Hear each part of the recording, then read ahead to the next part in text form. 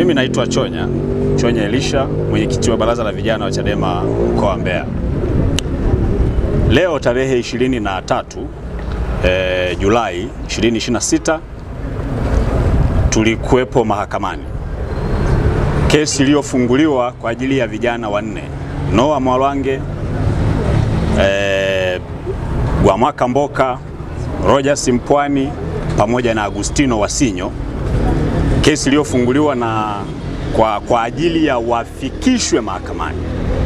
Kwa msingi wa kesi ya leo ilikuwa ni kwamba mahakama iwaite hawa wanaowashikilia hawa vijana waweze kufikishwa mahakamani, alafu mahakama iamue kama ni sahihi kuendelea kuwashikilia kinyume na sheria tangu tarehe 4 mwezi huu wa 7 mpaka leo tarehe 23, kama ni sawasawa au sio sawasawa. Sasa katika ilivyofika wakati wa kusikiliza shauri, kuna mambo ambayo yametusikitisha na yametufikirisha. Jambo la kwanza, msingi wa maombi yenyewe haujajadiliwa hata kidogo. Kwa hiyo ile haki ya vijana waletwe mahakamani, hawajaletwa mahakamani, haijasikilizwa. Hakuna mwafaka wowote kwamba haki yao ya kisheria imekuwaje. Jambo la kwanza. Jambo la pili ambalo limejitokeza, wakili wa serikali anayewakilisha serikali, taasisi za serikali, amefika mahakamani, amekana kuwakilisha taasisi za serikali, na imekuwa ndiyo sababu ya shauri hili kuto kusikilizwa na kupewa uamuzi.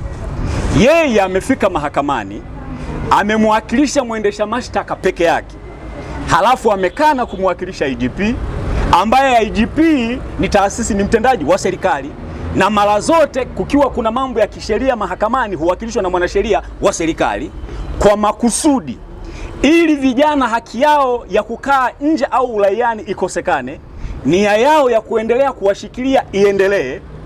Amekana kumwakilisha IGP, amekana kumwakilisha RPC, amekana kumwakilisha RCO, amekana kumwakilisha OCD, amekana kumwakilisha OCCID kwa maana ya mpelelezi, amekana kumwakilisha mkuu wa kituo OCS. Na hiyo sababu ndiyo imepelekea shauri halijasikilizwa na limepangiwa tarehe nyingine kwa ajili ya kusikilizwa. Kwa makusudi kabisa ameweza kukataa wakili wa serikali na angalau jaji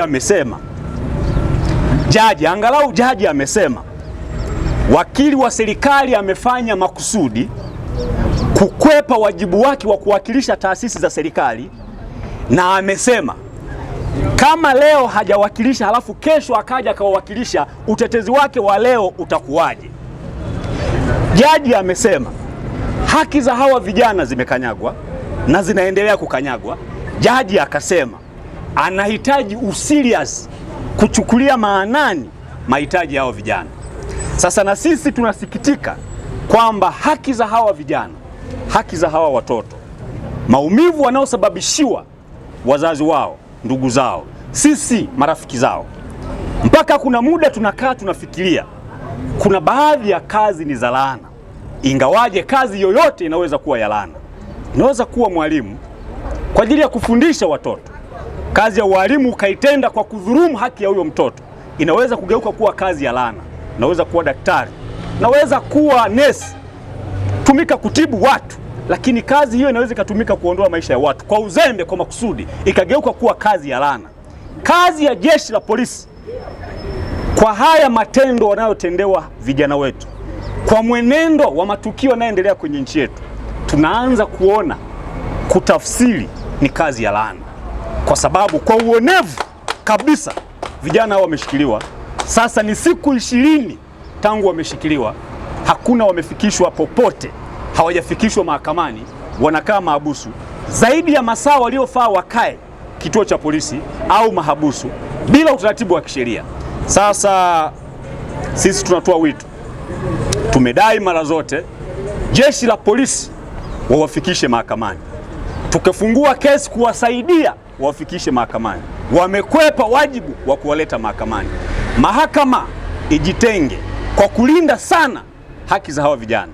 Tutakapoitwa tena mahakamani, tusipewe hadithi kama tulizopewa leo. Mahakama ijitenge kwa kulinda na kusimamia haki za hawa vijana.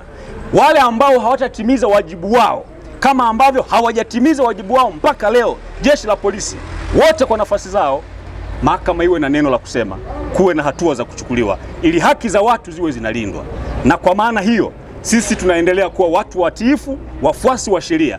Tukutane mahakamani tarehe 29 Julai 2026. Asanteni sana.